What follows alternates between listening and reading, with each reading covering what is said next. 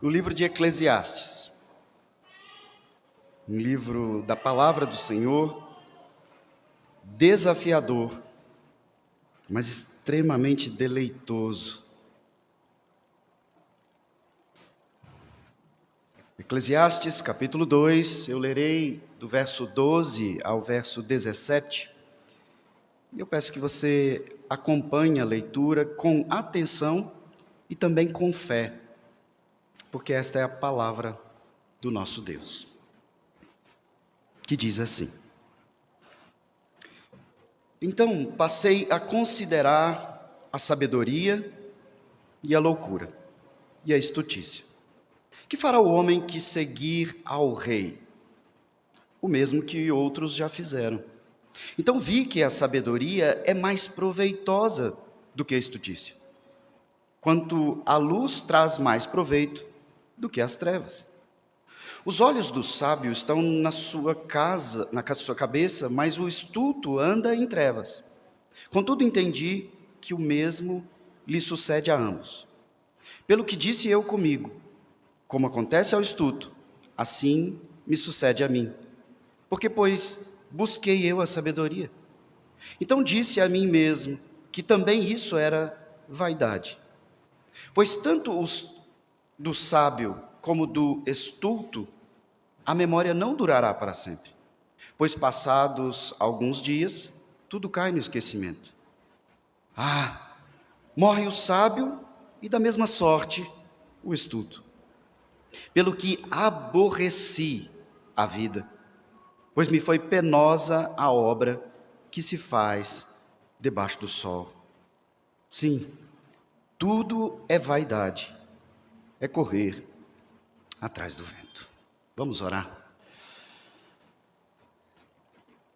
Santíssimo Deus, Tu, ó Pai, que está acima do sol, acima do tempo, do espaço, o Senhor que é o autor da vida.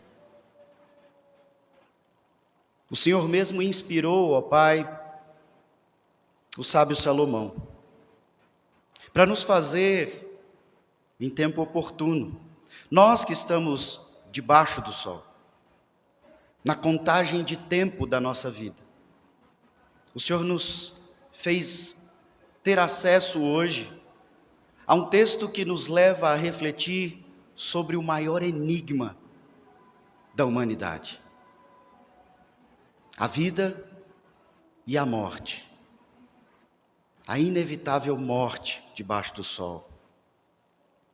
Ó Senhor, eu peço que hoje, pela Tua misericórdia, aqueles que vivem entre nós, estão entre nós, e que vivem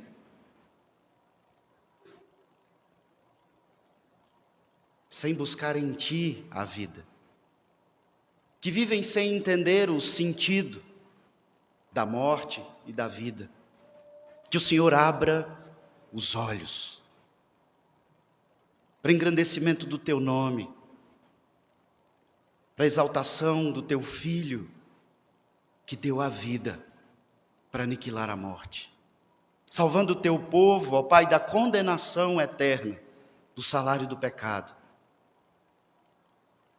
e dando-nos aqui, debaixo do sol, a oportunidade de viver a vida, sabendo que viveremos acima dos sols, eternamente contigo. Ó Pai, enche-nos nessa noite da esperança da vida eterna, não como mera esperança de algo que se espera vagamente, mas enche-nos da convicção da vida eterna contigo, para que nós venhamos a usufruir agora, debaixo do sol, da vida que o Senhor tem nos dado, antes que a morte nos leve daqui. É assim que nós oramos, em nome de Jesus. Amém. Os mais velhos aqui, e eu me incluo no meio deles, devem se lembrar de uma frase famosa do Spock. que dizia vida longa e próspera. Daquele filme Star Trek, Guerra nas Estrelas, de toda aquela série da franquia Star Trek. Quem aqui de nós não quer isso? Vida longa e próspera. Talvez as crianças aqui, que estão aqui agora, não tenham parado para pensar sobre a possibilidade de nunca morrer. Eu estou falando da sua vida aí. Vocês que são mais novinhos, vocês já pensaram se existisse a possibilidade de nunca morrer? Se você não pensou em você mesmo, porque você talvez seja muito novo, você já pensou se existisse a possibilidade dos seus avós nunca morrerem? Você ia ter os seus avós sempre com você. Os seus pais. Talvez você não tenha pensado ainda nem que os seus pais vão morrer, mas eu tenho que te dar essa notícia. Todo mundo morre. Todo mundo vai morrer. E talvez esse seja o maior dilema da humanidade nessa vida. Tem muita gente há milhares de anos que dedicam e dedicaram a sua vida a pensar sobre isso. Como fazer disso uma realidade? Como evitar a morte? Como nos tornar imortais? Vários filmes retratam essa preocupação, vários livros. Tem muitos vilões dos filmes que estão sempre buscando ter o controle sobre a morte. Pois bem, só para citar um exemplo, por menos de R$11, nessas plataformas digitais, você pode comprar um livro muito famoso, que foi escrito por 2 pesquisadores, José Luiz Cordeiro e David Wood. O nome do livro é A Morte da Morte. A possibilidade científica da imortalidade. Os autores acreditam completamente de que no ano 2045, isso será inevitavelmente uma realidade para aqueles que estiverem vivos em 2045. A partir de 2045, eles falam com toda positividade: nós seremos imortais. O mais expressivo dos autores é o José Luiz Cordeiro. E ele fala com tanta convicção dessa esperança de curar o envelhecimento. Como se o envelhecimento fosse apenas mais um tipo de doença, como ele descreve. Assim como você cria uma vacina, e a gente tem falado tanto sobre vacina, a gente cria um tratamento sobre uma doença, você simplesmente, a partir de 2045, já terá em pleno funcionamento, a total vapor, a cura do envelhecimento. Nós não envelheceremos mais. E alguns perguntam para ele, mas como será isso num planeta de tamanha desigualdade? Será que só os ricos vão conseguir evitar a morte? E ele diz não. Porque a tecnologia, a evolução tem crescido tanto, tem transformado tanto as coisas, que não haverá mais capitalismo. Ele diz, porque o capitalismo depende da escassez, e quando nós tivermos no futuro muitos robôs, inteligência artificial, controle da nanotecnologia, simplesmente não haverá mais escassez. Portanto, não haverá mais capitalismo. José Luiz, curiosamente, é chamado de cientista, mas ele não é bem um cientista, ele é um economista venezuelano, formado em engenharia. Mas ele se apresenta em várias palestras como um cientista futurista. E ele argumenta cientificamente a completa e total possibilidade de sermos imortais como uma realidade indiscutível em pouquíssimo tempo. José Luiz também diz que a possibilidade de não mais morrer certamente vai abalar algo que ele diz que não tem tanto valor, que são as estruturas religiosas. Porque, segundo José Luiz, e agora eu leio o que ele disse, a morte da morte quer dizer a morte da religião, porque a religião vive da morte. Elas explicam o que acontece com você quando você morre. Veja que curioso. Talvez ele esteja, como economista, seguindo alguns pensamentos, como aquele que Karl Marx adaptou, aprimorou e ficou famoso, dizendo: a religião é o ópio do povo. Criar a cura da morte é algo que o homem sempre quis, por sua própria força. Porque nós não fomos criados para a morte, irmãos. É natural que o homem queira viver. Ainda que a gente esteja nessa vida e eu posso olhar aqui para vocês e sei das dificuldades, das lutas, dos sofrimentos, das doenças de alguns de vocês, participo delas, oro por vocês, sofro com vocês, ainda assim eu vejo no olho de cada um de vocês o desejo de viver. Ainda que a sua vida tenha sido um tanto sofrida, você quer viver. Porque viver é bom, ainda que seja debaixo desse sol, debaixo da labuta do trabalho, das dificuldades, do sofrimento, das doenças. A gente quer viver porque nós fomos criados para viver. Deus nos fez para a vida, para nos deleitar com a vida, pelo simples fato de viver, de respirar, de ter um coração que bate, um cérebro que pensa, olhos que veem, ouvidos que ouvem, e assim nós temos uma série de sentidos, sensações, sentimentos, pensamentos, que nos dão essa vontade de lutar para viver, e de simplesmente não aceitar que nós vamos morrer, como agora há pouco eu disse, e alguns podem até achar duro dizer isso para crianças, mas será que a gente deve, então, incentivar um mundo folclórico de fantasia, de coelho de Páscoa, Papai Noel e de imortalidade?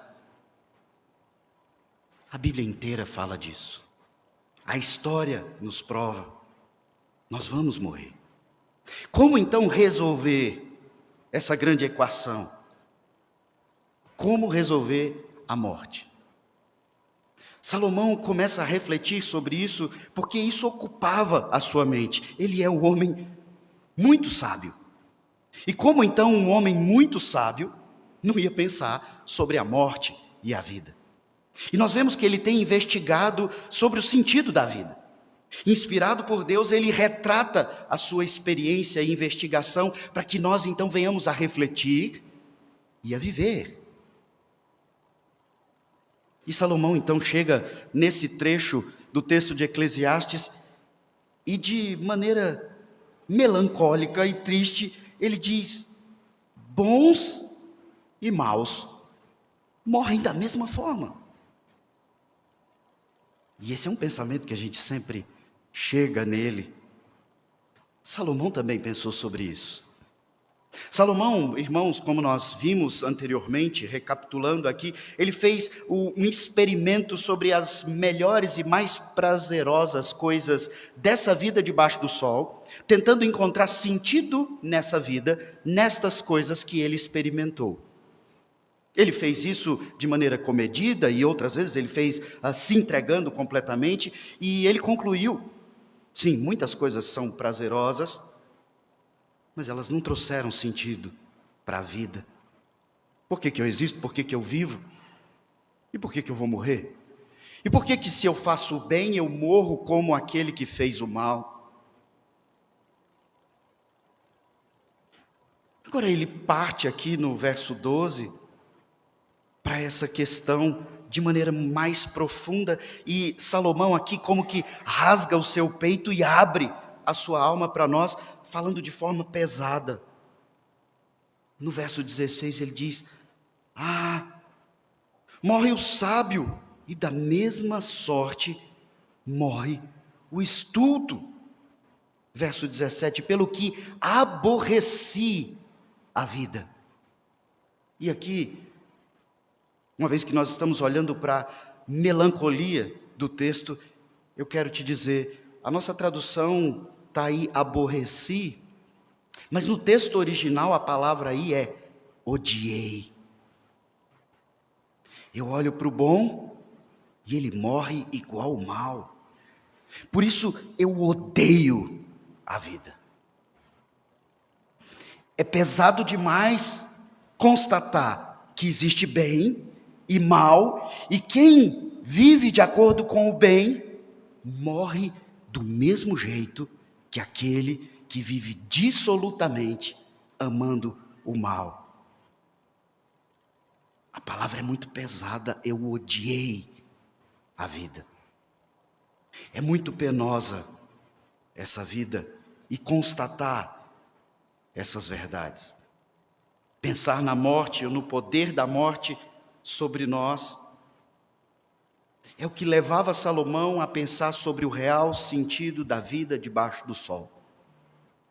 E, irmãos, é muito útil que nós estejamos pensando sobre essa dura realidade, e é muito útil para você que isso confronte o seu coração. Porque exatamente porque amamos a vida e temos medo da morte, alguns de nós evitam pensar sobre a morte. Evitam conversar sobre a morte. Já viu aquelas conversas entre marido e mulher? Quem de nós vai morrer primeiro? E alguém diz: não quero falar sobre isso. Não quero pensar, eu não quero nem imaginar essa possibilidade. Mas, irmãos, filhos bem pequenos têm morrido mundo afora. Esposas boas, bondosas, amorosas têm deixado seus maridos viúvos. Pais, maridos, colegas, irmãos, tios, pastores. E nós temos vivido um tempo em que pessoas que nós não imaginávamos que morreriam, morreram. Nós vivemos num contexto complicado e confuso de uma pandemia que a gente não entende muito bem. Qual é a regra? Ela mata o saudável ou só quem tem comorbidade? Mas aquele era saudável. Ela mata o velho, mas por que aquele jovem morreu? E então a gente vai para a vacina. A esperança está na vacina. Mas espera aí, tem gente morrendo por causa da vacina. Como que a gente faz para evitar a morte? A gente precisa pensar sobre a morte, porque ela está ao nosso derredor desde a hora que você nasceu. E eu já disse isso aqui em outra oportunidade. É como se no dia do seu nascimento você nascesse com um grande cronômetro e você não vê o número secreto desse cronômetro, mas ele é um cronômetro que corre de trás para frente. Quando você nasce, está lá o dia e a hora, o segundo em que você vai morrer. E agora começa a contagem. Vai, chore, viva, se alimente, cresça, case. Está contando o seu tempo. E não tem como parar esse cronômetro. Quando eu mencionei isso para vocês, eu mencionei aqui também sobre um filme que me impactou, e eu já assisti ele, acredito que 2 ou 3 vezes, que chama Preço do Amanhã. Que as pessoas então têm um cronômetro digital no braço. E aquela é a principal moeda deles, o tempo de vida. E como a ideia ali é controlar a quantidade da população do planeta, então se estipula que as pessoas vivam, em média, 25 anos. Então você nasce, você tem 25 anos e o tempo está correndo. Só que para comprar pão você tem que pagar, e você paga com tempo. Para andar de ônibus você tem que pagar, e você paga com tempo. Então se você tem pouco tempo, você tem pouco dinheiro, mas para viver você precisa gastar o tempo. E assim vira aquela correria maluca, enquanto outros abastados compram tempo e vivem mais, e assim tem aquele cronômetro que vai nos deixando aflitos assistindo o filme. É um pouco parecido com a nossa vida. O seu tempo está correndo. E Salomão te chama a pensar sobre a vida e a morte. E ele começa a fazer isso nos chamando a um raciocínio aqui que às vezes parece confuso para nós, porque no capítulo 1 ele já havia pensado sobre conhecimento. A partir do verso 12 do capítulo 1, ele fala do conhecimento, da sabedoria e da estultícia, da loucura.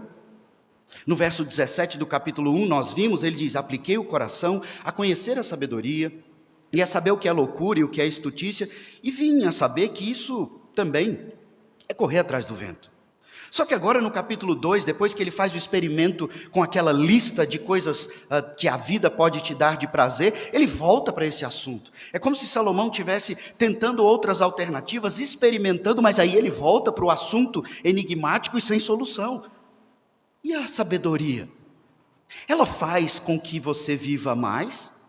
Então aqui no verso 2 ele diz novamente: então, eu passei a considerar a sabedoria, a loucura e a estultícia. E aqui loucura e estultícia ele está colocando no mesmo pacote. E ele faz uma pergunta: o que fará o homem que seguir ao rei? A ideia é, eu estou refletindo sobre essas coisas, ninguém tem mais condição do que eu de refletir sobre essas coisas, mas vem cá, e quem me suceder? Quem vier depois de mim? Ou seja, quem for o próximo rei? Quem viver depois que eu tiver feito todos esses experimentos? Será que essa pessoa então vai aprender o que eu estou dizendo e ela vai viver mais?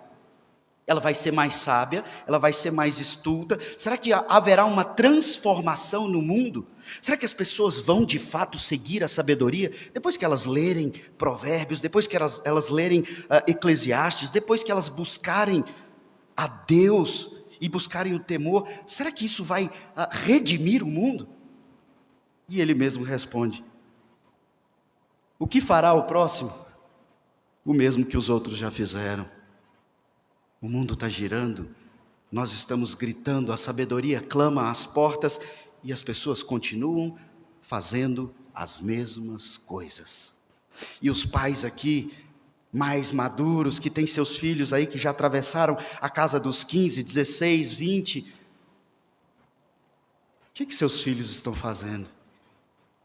Mesmo você alertando, insistindo, ensinando e falando: não faz isso, estuda, se dedica, seja sábio, faça isso, faça aquilo. E os filhos continuam errando nas mesmas coisas que nós erramos. Porque você errou nas mesmas coisas que seus pais erraram, que os seus avós erraram. E assim a gente vai vivendo essa vida, quebrando a cara, dia após dia, ignorando a sabedoria, ignorando o que os nossos pais disseram, nos alertaram. E Salomão diz: o que vier a seguir vai fazer a mesma coisa. Mas então no verso 13 ele nos fala de algo, e eu preciso que você preste bastante atenção no que ele diz. Ele diz: então eu vi que a sabedoria é mais proveitosa do que a estultícia. Irmãos, é muito importante que você grave isso. Porque em algum momento, quando nós chegamos lá no verso 15, 16, e eu já li para vocês, ele diz: ei, o sábio e o estulto vão morrer da mesma forma. E Salomão diz: eu não entendo isso. Qual é o benefício então de ser sábio?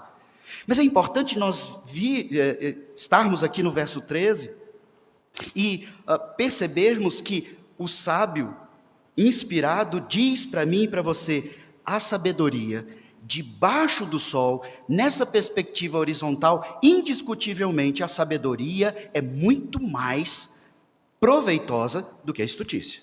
E isso não se discute. E aí ele coloca uma figura aqui, uma ilustração para nós. Ele diz: quanto a luz traz mais proveito do que as trevas. E ele faz aqui uma comparação que para nós é muito nítida. Trevas, escuro, você tropeça, você cai, você erra, você não acha, você anda tateando, E ele diz: a sabedoria é como luz. Você enxerga, você sabe onde vai, você sabe o que faz, você sabe o que pega e o que não pega. As trevas te deixam no mais completo desnorteio. E aí no verso 14, ele diz: os olhos do sábio estão na cabeça. Então ele continua argumentando conosco que debaixo do sol, na perspectiva horizontal, nessa vida temporal, do cronômetro que está passando, ser sábio é muito melhor do que ser estulto. O estulto anda em trevas. Ele não sabe onde pisa, ele não sabe onde vai, ele não sabe o que faz. Mas então no finalzinho do verso 14, começa aquela melancolia que eu já alertei para vocês. No finalzinho ele diz: o mesmo lhe sucede a ambos. É melhor ser sábio, mas o sábio não pode redimir a sua vida. O sábio não pode alcançar a imortalidade pela sua sabedoria.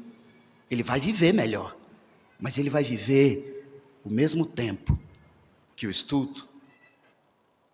Talvez um pouco mais, talvez um pouco menos, mas o fato é, a sabedoria não aumenta um côvado no curso da sua vida. Não é a sabedoria que faz isso.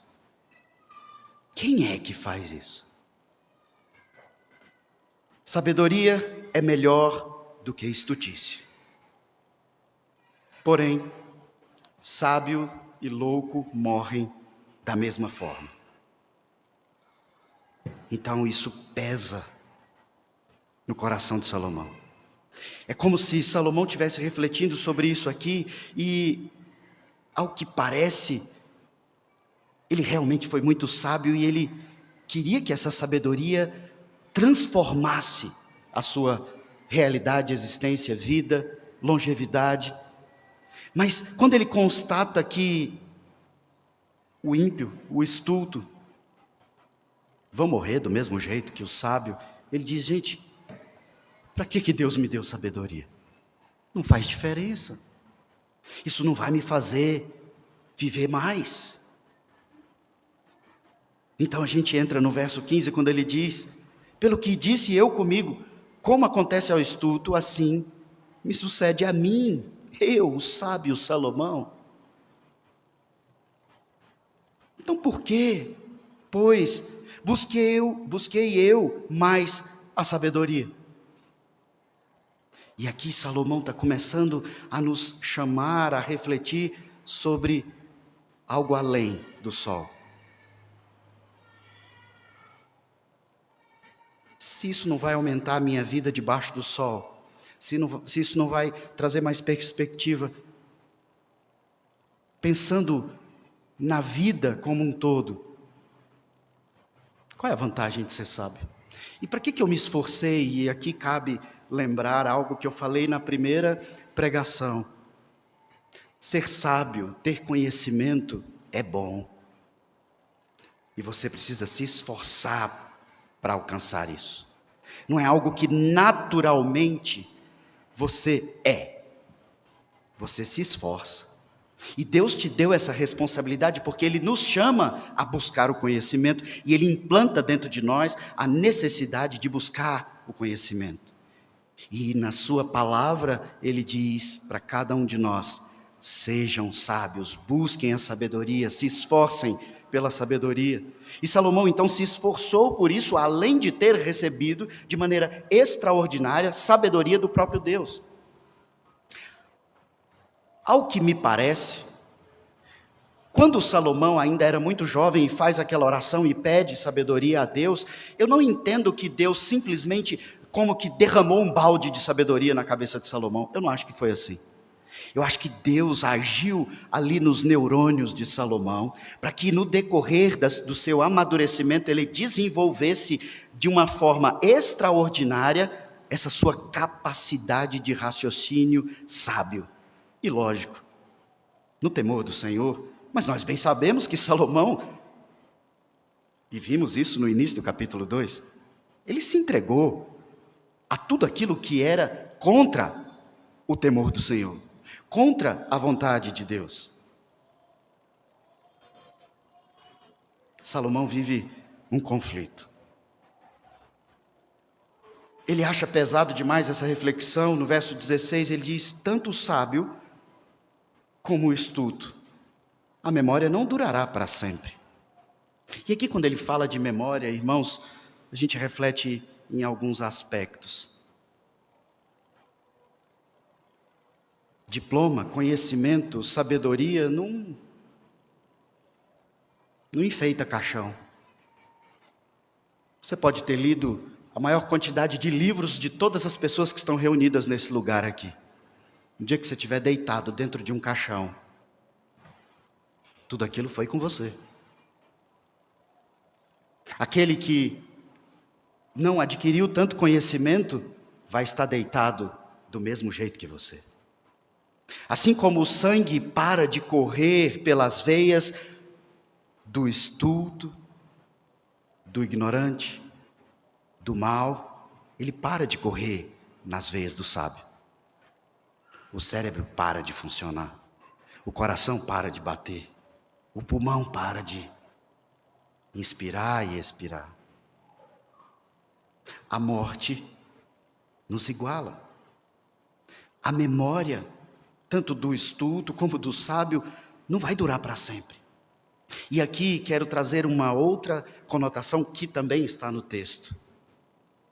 Vão lembrar de você por causa da sua sabedoria, e talvez assim você será imortal na memória das pessoas que continuarão vivendo? Olha que tem muita gente que defende essa ideia. Muitos poetas, muitos músicos, muitos filósofos sempre defenderam essa ideia. Ainda que eu morra, as minhas ideias serão eternas. Será? Salomão, o grande sábio Salomão está dizendo: ei, você morre, e depois de um tempo você morre de novo. O reverendo Emílio fala um pouco disso quando ele pregou esse texto, fala disso no seu livro. É um pensamento que existe por aí já há muitos anos, das duas mortes. A sua primeira morte é quando o seu corpo realmente morre, e você simplesmente vai para debaixo da terra. Mas então a segunda morte é quando o seu nome é pronunciado pela última vez pelos vivos. Ninguém nunca mais vai repetir o seu nome. Você entrou no esquecimento. Para pensar sobre a sua família, e eu mencionei isso também no sermão anterior. Quem eram os seus tataravós? Será que a gente realmente se lembra das pessoas pela sabedoria delas? Politicamente, financeiramente, o nome de algumas pessoas duram mais por esses motivos. Mencionei aqui pontes, monumentos. Mas e nós, que buscamos o princípio do saber, o temor do Senhor, até quando vão lembrar do seu nome? E veja como isso vai pesando no coração de Salomão e pesa no meu coração também. Quer dizer que então todo o meu esforço para viver uma vida coerente e digna, ser um bom exemplo para os meus filhos, ainda que reconheça toda a minha falha, talvez os meus bisnetos não saibam que eu fui o pastor da Igreja Presbiteriana Central. Será que eles vão lembrar? Salomão está dizendo, isso não vai fazer diferença. Passado alguns dias, tudo cai no esquecimento. E olha que quem está falando isso aqui é Salomão, que nós estamos aqui hoje lembrando do seu nome e repetindo o que ele disse. Quantos 1000 anos atrás? Mas ainda assim ele diz, ei, a memória não durará para sempre. O nome de Salomão, irmãos, está sendo lembrado aqui por nós hoje, não é por causa da sabedoria dele, é porque Deus o usou como instrumento de revelação da sua vontade. E Deus, sim, tem um nome eterno, durável, inesquecível. Salomão então acha tudo isso pesado e diz, morre o sábio e da mesma sorte o estulto. Pelo que, como eu já disse a vocês, odiei a vida, pois me foi penosa a obra que se faz debaixo do sol. Quando eu era mais jovem, eu tinha um amigo bem engraçado e ele tinha sempre algumas frases que eu nem sabia de onde que ele tirava. Não era um bom amigo. Eu também não era um bom amigo. Mas eu nunca esqueci daquilo que ele repetia sempre que a gente estava junto. E não sei de onde que ele tirou isso, talvez vocês já tenham ouvido. Do nada a gente estava brincando, conversando. E ele dizia: bateu os pés, juntou, caixote. O futuro é a morte. E eu nunca esquecia daquilo. Bateu os pés, juntou, caixote.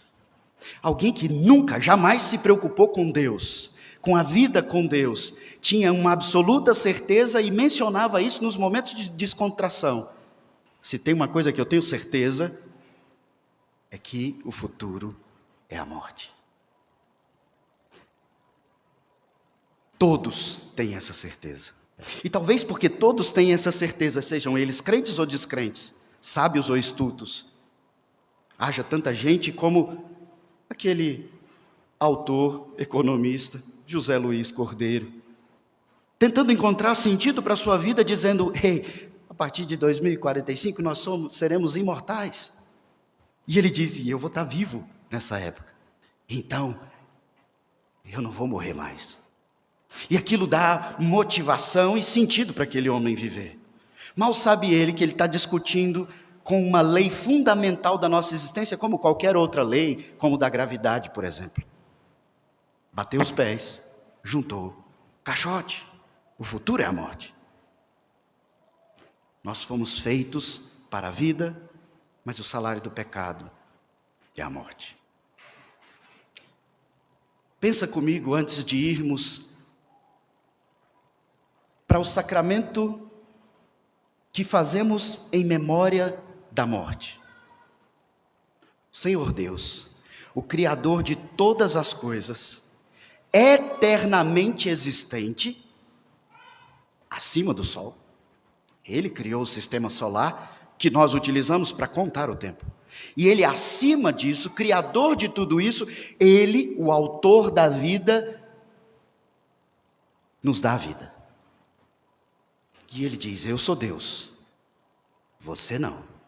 Você foi feito por um pouco menor. E para que você entenda isso, e eu te criei para a vida, e para que essa vida glorifique a mim, o Criador, eternamente existente, eu vou colocar uma regra: não se afaste de mim, não vire as costas para mim. Se você virar, se você se desviar, você não vai mais viver. Porque você me traiu, porque você me negou, porque você virou as costas para quem te deu a vida, e você foi feito para a vida. Mas quando você vira as costas para o autor da vida, você recebe a condenação da morte. E nós bem sabemos que nós, nos nossos representantes lá no início, viramos as costas. E então vem a condenação, a morte. E essa morte é o afastamento de Deus. Mas Deus tinha um plano, e o plano de Deus estava acima do sol, antes do começo da contagem do tempo. E esse plano estava completamente ligado ao propósito da criação. Nós fomos criados para a vida. E neste plano que glorifica a Deus e trata de vida, Ele nos envia o autor da vida, o Verbo.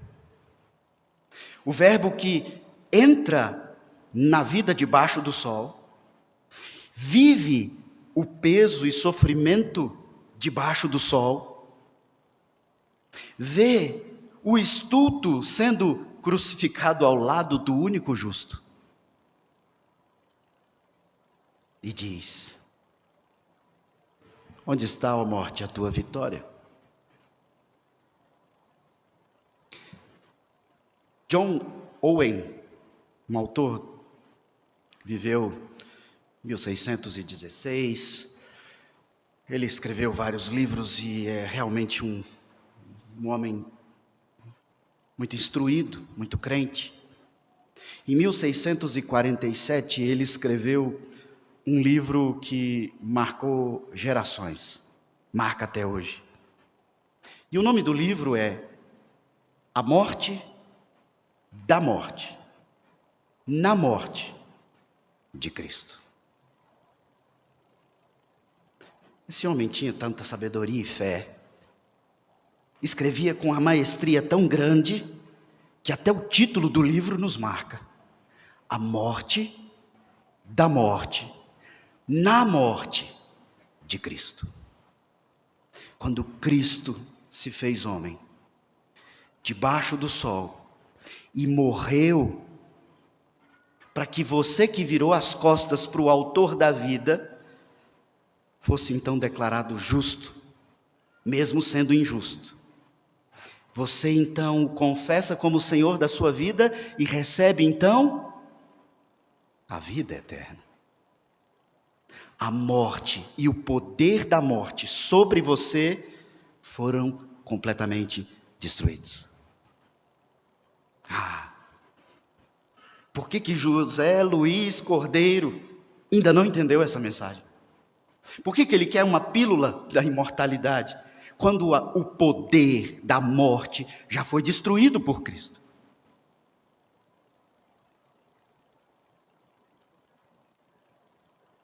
Enquanto os homens tentam fugir da morte,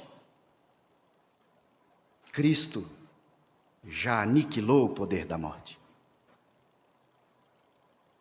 As Escrituras, irmãos, nos afirmam categoricamente que nós morremos com Cristo e ressuscitamos com Ele. Tudo isso, às vezes, nós temos dificuldade de entender de forma prática, porque está na dimensão acima do sol. E o nosso pensamento, ele é limitado abaixo do sol. E a gente pensa, mas eu estou vivo, como é que eu morri? Você morreu para a condenação do pecado. Você morreu para a morte eterna. E você ressuscitou porque Ele ressurgiu, e Ele sendo a primícia dos filhos de Deus, e você sendo feito filho de Deus, você ressurge com Ele. A morte não tem mais poder sobre você, e isso é ensinado em vários textos da Bíblia. Nada pode nos separar do amor de Deus que está em Cristo Jesus, nem mesmo a morte. O que então faz você ainda, vivendo essa vida na perspectiva debaixo do sol apenas, se importando e se esforçando apenas por aquilo que você vê, e não por aquilo que você crê? Por que o pecado tem domínio sobre você, quando a palavra de Deus te chama a enxergar e a viver, a andar pela fé? Por que você ainda está se enamorando com a morte? Não faz sentido.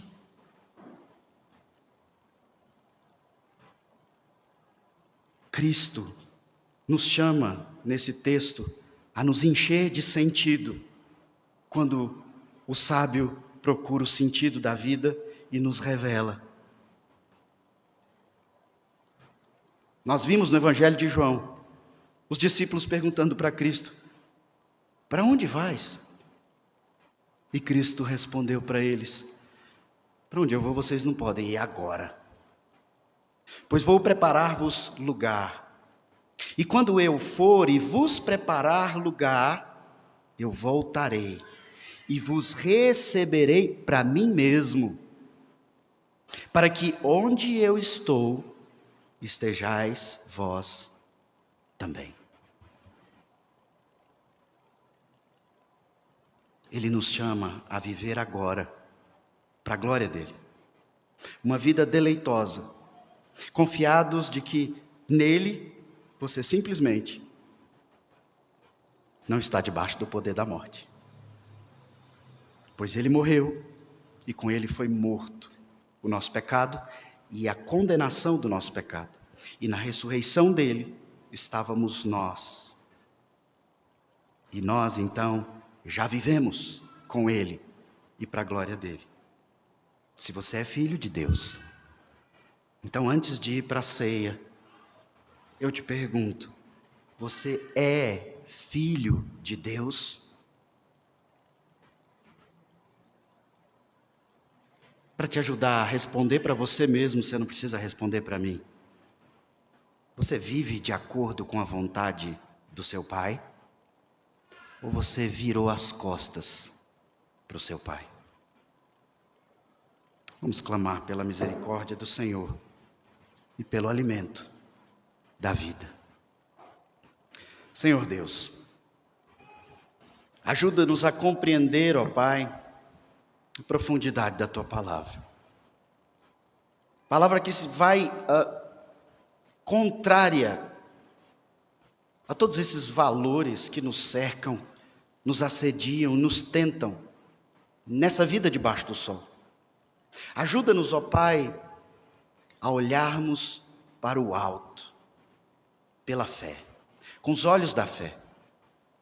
Nós agora, ó Pai, como filhos Teus, pela fé, vamos participar da ceia do Senhor, instituída por Ti. Nós vamos participar agora em comunhão, neste corpo do qual o Senhor é o cabeça, o Senhor que habita na Tua igreja. Nós vamos participar agora, ó Pai, de elementos simples, pão, vinho, mas que pela fé, o Senhor nos instruiu que nós realizássemos, ó Pai, sempre em memória de Ti. Sabendo que não é mero memorial. O Senhor se faz presente em nós e conosco à mesa. E nós buscamos, ó Pai, neste alimento, não o alimento natural do nosso corpo, mas o alimento da vida eterna. No Senhor, que é o autor da vida. Dá-nos vida, Senhor, para vivermos agora debaixo do sol e eternamente, sempre para a Tua glória. Leva-nos, ó Pai, a sondar os nossos corações nesse momento. E se há entre nós aqueles que não Te conhecem verdadeiramente, mas segundo os Teus propósitos são Teus, ó Pai, tem misericórdia, Senhor, para que hoje vidas sejam salvas aqui. E não permaneçam no auto-engano, achando que são filhos Teus, por meros conceitos humanos, temporais. Abra os olhos, ó Pai, desde a criança mais nova até o mais maduro aqui. E se nós, ó Pai, que somos já filhos Teus, temos andado em caminhos que Te desagradam, temos virado as costas para Ti, ó Senhor, pesa-nos o coração, eu Te peço. Dá-nos consciência do desagrado e purifica-nos, Senhor. Lava-nos, limpa-nos e fortaleça-nos para que nós venhamos a viver de fato diante da Tua face, virados para Ti, olhando para o alto, sendo guiados pela Tua palavra que vem acima do sol, acima do tempo, acima da vaidade e do vapor dessa temporalidade. Socorre-nos, Senhor, nós que estamos debaixo do sol. Nós separamos esses elementos, ó Pai, e consagramos a Ti, para que o Senhor os utilize espiritualmente, para fortalecimento do Teu povo nessa noite. É assim que nós oramos, em nome de Jesus. Amém. Gostaria de chamar os presbíteros à mesa, por favor, para que nós possamos celebrar a ceia e servir a igreja do nosso Senhor.